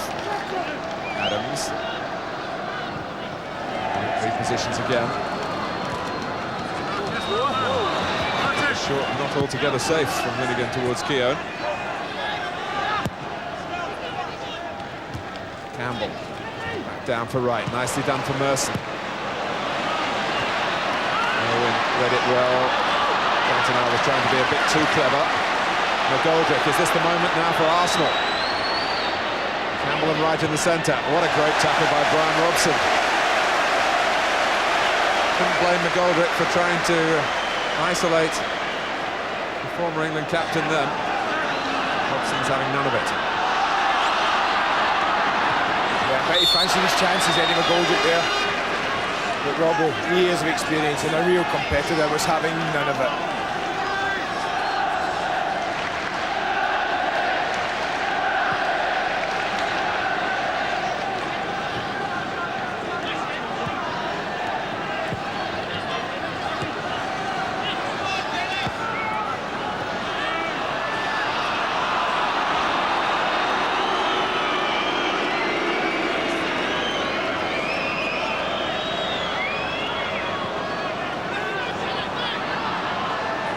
Pallister. 90 seconds plus stoppage time. And suddenly the goalkeepers do come into the spotlight. Hughes. Foul by him. Demolishing Davis.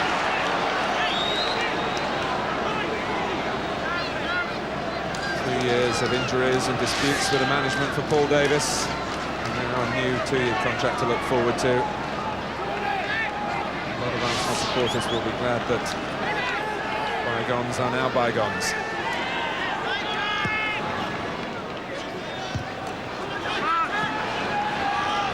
Well, a lot of Arsenal supporters said that was one of the big failings last year. They didn't have really enough skill and ability in the central midfield player. They felt that people like David Hillier and John Jensen in particular were very similar. Certainly if Paul Davis can get the level of fitness required now to play in the Premier League market or the Premiership, then he'll be a real asset. It'll be like getting a new player for George Graham.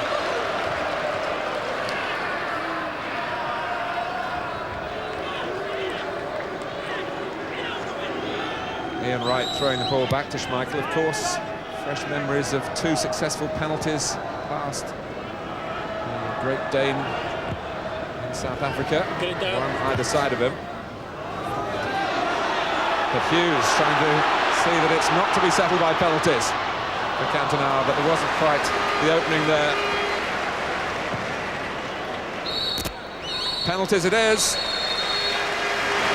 After a fine exhibition in the 1993 Charity Shield.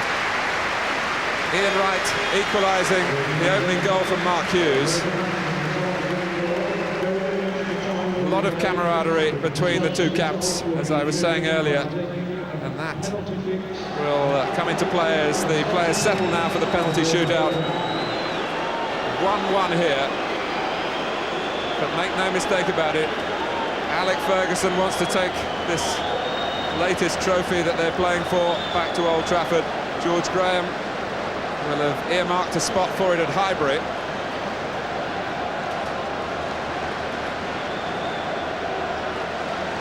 Manchester United can remember a poor effort from the penalty spot in Russia last year that got them out of Europe. Steve, 1-1 here, but make no mistake about it, Alec Ferguson wants to take this latest trophy that they're playing for back to Old Trafford. George Graham will have earmarked a spot for it at Highbury.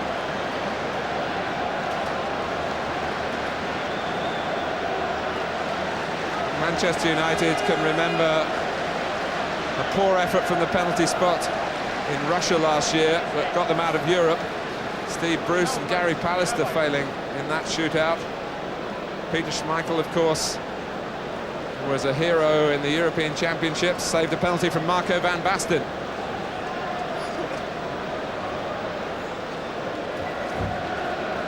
This will be interesting. Sorry, just we could bore the viewers with penalty pasts. And Steve Bruce did miss one. We should remind ourselves in the FA Cup at Sheffield United. What I like to look at now, Mark, there's the different ways that the players actually adopt, the different tactics they all adopt to take a penalty. Some will just put their foot behind the ball and smash it as hard as they can. Some might go try and dummy the keeper, slip it in the corner. Others will opt for power and accuracy into a certain area of the goal. It all amounts to a fascinating 4 or 5 minutes for in store.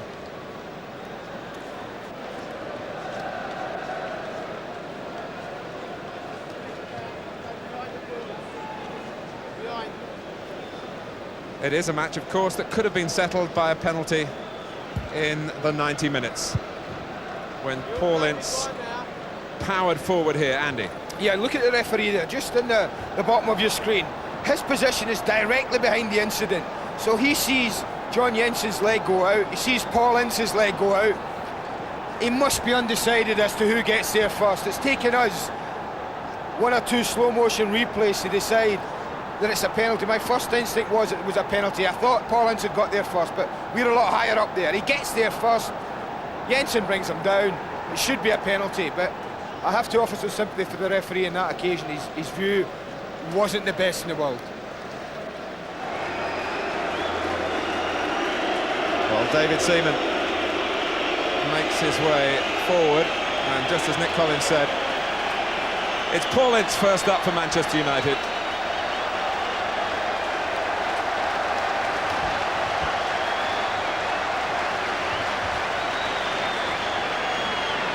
First of all, Manchester United, number 8, Paul Hughes.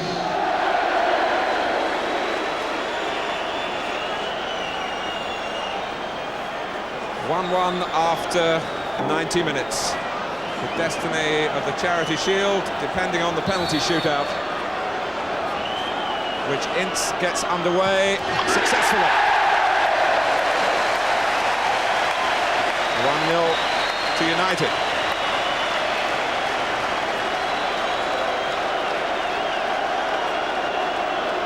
That was very confidently struck. Opted for accuracy. That was a super struck penalty. But what about Nigel Winterburn? 5.5 years ago, he missed a penalty in a League Cup final. It was saved by Luton's Andy Dibble. And I can't really recall him taking one for Arsenal since then. But here he goes now. Oh! Well, it wasn't the best of penalties, was it? But the outcome was all that he could have wanted. It counts for Arsenal. Well, it got the same as Paul Ince's very well struck penalty. But I think Ron Atkinson's theory, Nigel Spinks would have saved that one, that's for sure. Straight down the middle.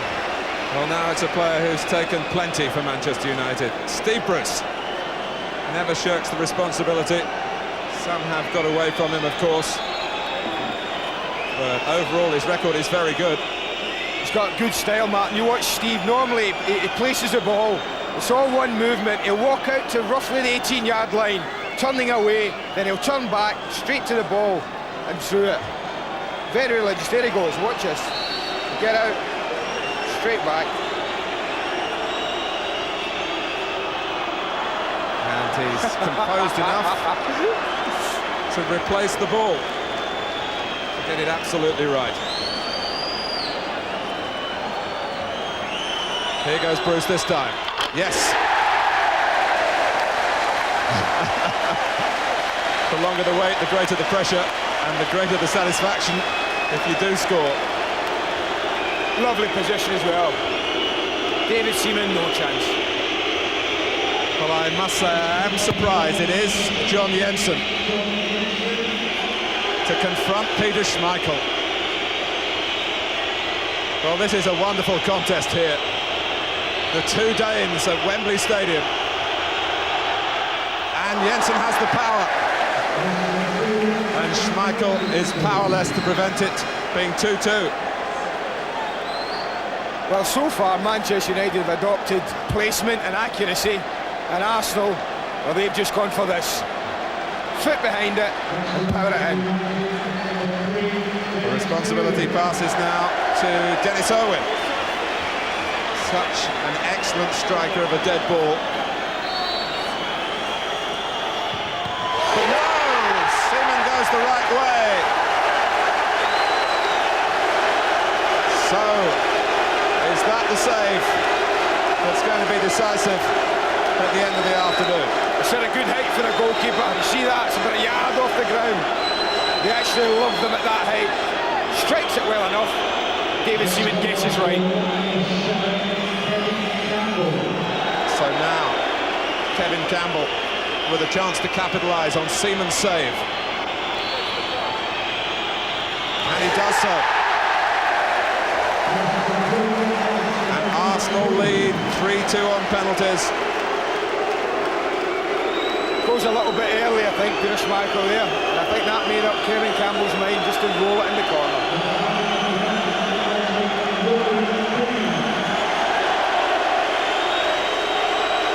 Into the firing line comes Roy Keane.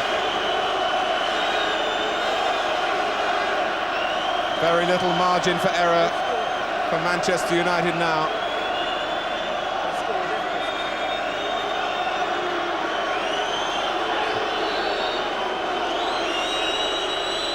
And Keane converts pretty much into the centre of the goal. But Arsenal still have the penalty in hand. Well, if goalkeepers dive, then you're never going to miss it if you hit it down the middle.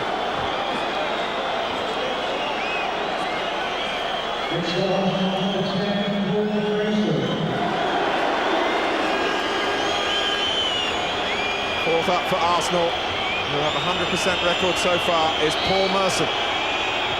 And that 100% record is maintained.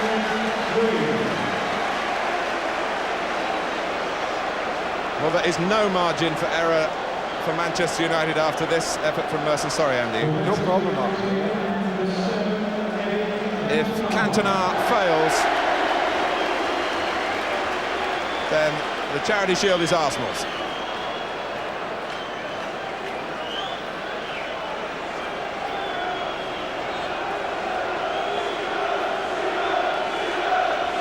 Can David Seaman pull out another stunning save? Look at that.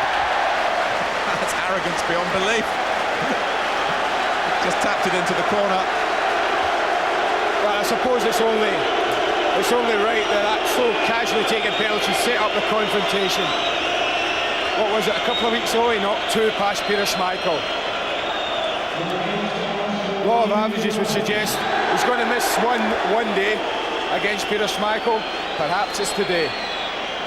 Ian Wright, one either side in Johannesburg just under 2 weeks ago, beating the Manchester United goalkeeper. And a penalty opportunity here to win the Charity Shield for Arsenal. No!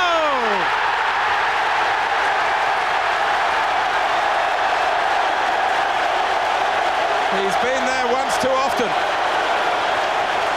Well, you could sense it. I mentioned it, and you can sense it. The hero so often, and twice having scored in South Africa recently. I just felt After that wonderful equaliser today, it just might not be his day. Incredible. So, after the 5 appointed, it's 4 each. Brian Robson.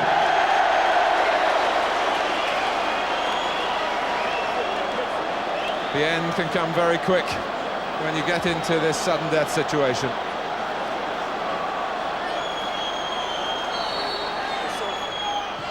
Robson clears it in, and Manchester United now are in front. And suddenly Arsenal are under pressure. There was no one moving from the centre circle. Great coolness from Brian Robson, wasn't it? David Seaman looks to be lining up for this one. That's why no one's moving.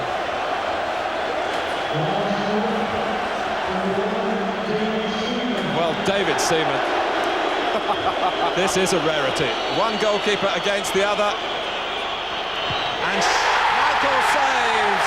And Manchester United celebrate.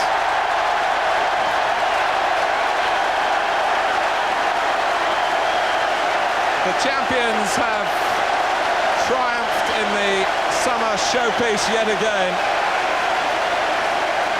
And Arsenal, who bettered United less than 2 weeks ago, have to settle for second best today when their goalkeeper fails from the penalty spot. And the penalty shootout lacked nothing in drama. After Hughes and Wright had exchanged goals, Wright failing when he could have won it for Arsenal from the penalty spot.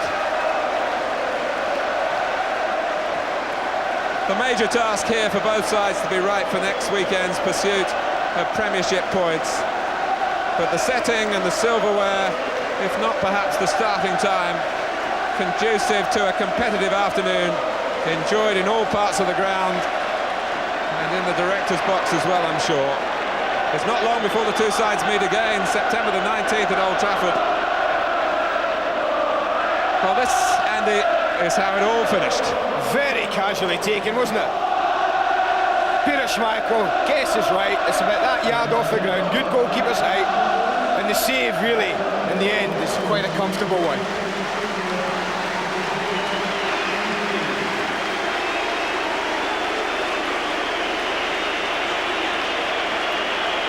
So the loser's going up first, and it's an unusual experience for Arsenal at Wembley.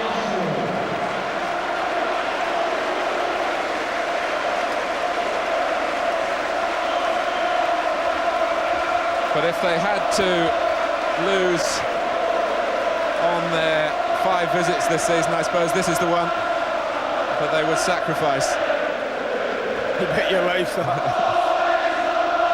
And it came by the narrowest of margins. They certainly acquitted themselves well in the game itself, particularly in the second half when they looked the more likely winners.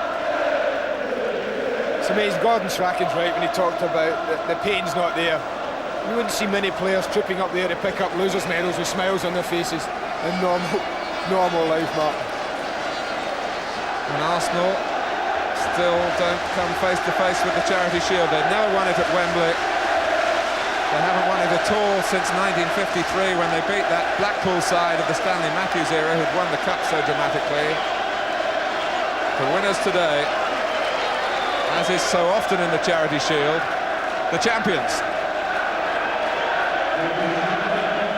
Steve Bruce, who's making something of a habit of being there at the head of the line when the trophies are being handed out.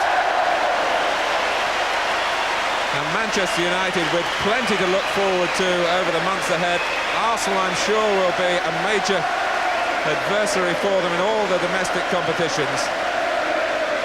But on this summer's Saturday afternoon, it is, in the Charity Shield, Manchester United's day. Billy Wright makes the presentation.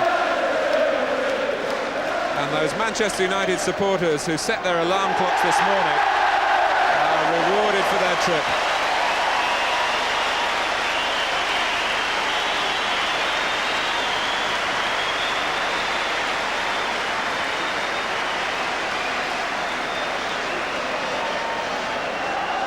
It's quite a trophy to carry as well.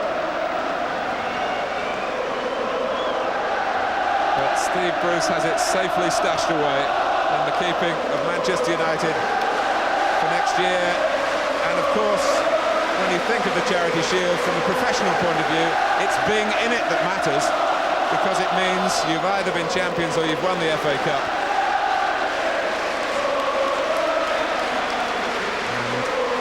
Bobby Charlton and Sir Matt Busby are on the winning side this afternoon, but how close it was. When you look back on the 90 minutes, Manchester United began the game very well and deserved their early lead. The smiles wiped off their faces just before half-time by Ian Wright. Alex Ferguson, who hasn't been too well this week, he's had an ear infection, which I suppose is different from all the earache he's given to players down the years. But he's a winner again.